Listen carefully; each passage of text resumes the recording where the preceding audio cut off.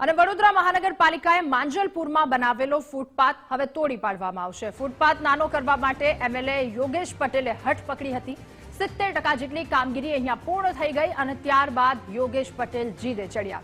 Footpath નાનો કરી road બનાવવા માટે કોન્ટ્રાક્ટરને વધુ પૈસા ચૂકવવામાં આવશે, ત્યારે મહાનગરપાલિકાએ ફૂટપાથ તોડી અને રોડ મોટો કરવા માટે 2.33 કરોડનો વધુ ખર્ચ કરવો પડશે।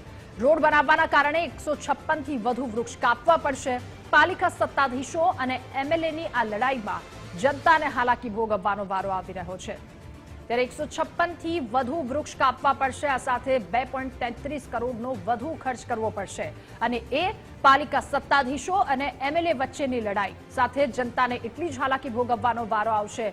યોગેશ પટેલ કે જે 70% રોડની કામગીરી પૂર્ણ થઈ અને ત્યારબાદ જીદે ચડ્યા। ફૂટપાથ નાનો કરી અને રોડ બનાવવા માટે કોન્ટ્રાક્ટરને વધુ પૈસા ચૂકવવામાં આવશે, જેમાં 2.33 કરોડનો વધુ ખર્ચ કરાશે।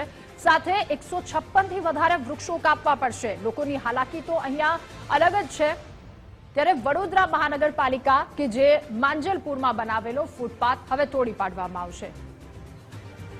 વધુ માહિતી મેળવીશું સંવાદદાતા અલ્પેશ સુથાર આપણી સાથે લાઈવ જોડાયા છે। અલ્પેશ, વડોદરા મહાનગરપાલિકાએ માંજલપુરમાં બનાવેલો ફૂટપાથ તોડી પાડવામાં આવશે।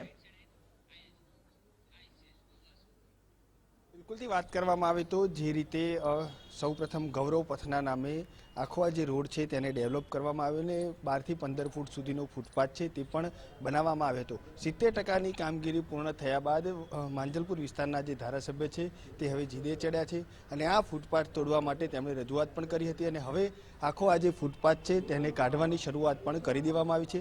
મહત્વની વાત અહીંયા છે કે હવે ત્યાં ડામર પાથરવાની પણ વાત છે તે તેમના દ્વારા કરવામાં આવી હતી।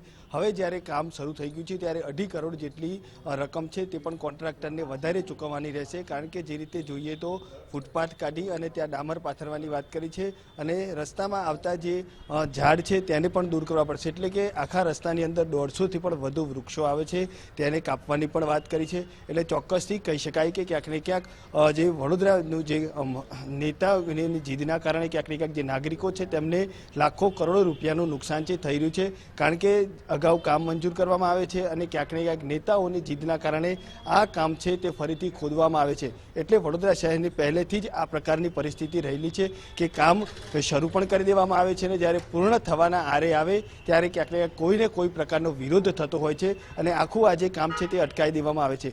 4 મહિનાથી આ જ પ્રકારની પરિસ્થિતિ છે તે આ વિસ્તારની રહેલી છે। લોકો પણ ક્યાંક ને ક્યાંક હવે કંટાળ્યા છે, કારણ કે જે રીતે જોઈએ તો લોકો પણ કહી રહ્યા છે કે જે કરવું હોય કરો, કામ કરવું હોય તો કરો, ના કરવું હોય તો બંધ કરી દો, પરંતુ આ જે કામ લીધેલા છે તે પહેલાં પૂરા કરો, કારણ કે પ્રજા છે તે તમારા વાકે ક્યાંક ને ક્યાંક હેરાન થઈ રહી છે અને લોકો કહી રહ્યા છે કે આ જે ફૂટપાથ છે તેને ટૂંકો કરવાની પણ જરૂર નથી, કારણ કે જેટલું જોઈએ તેટલું આ વિસ્તારની અંદર ટ્રાફિક રહેતું નથી અને તેને જ લઈને હાલ લોકો છે તે પણ ક્યાંક ને ક્યાંક જે નેતાઓ છે તેમનો વિરોધ કરી રહ્યા છે અને હાલ જે રીતે જોઈએ તો ધારાસભ્ય છે તે જીદે ચડ્યા છે અને હાલ આ જે ફૂટપાથનું કામ છે તે તેમણે રોકાવ્યું છે અને આ ફૂટપાથ પર હવે ડામર પાથરવાની જે વાત છે તે પણ સામે આવી છે। ડામર પાથરવાની વાતની અંદર 2.5 કરોડ જેટલું જે પેમેન્ટ છે તે પણ કોન્ટ્રાક્ટરને વધારે ચૂકવવું પડશે, એટલે ક્યાંક ને ક્યાંક વડોદરાની જે જનતા છે તેમના નાણાંનો વ્યય થઈ રહ્યો હોય તેવું અહીંયા લાગી રહ્યું છે। જી બિલકુલ, અને જનતાને હેરાની ભોગવવાનો પણ એટલો જ વારો આવી રહ્યો છે। આભાર અલ્પેશ, તમામ વિગતો સાથે જોડાવા બદલ।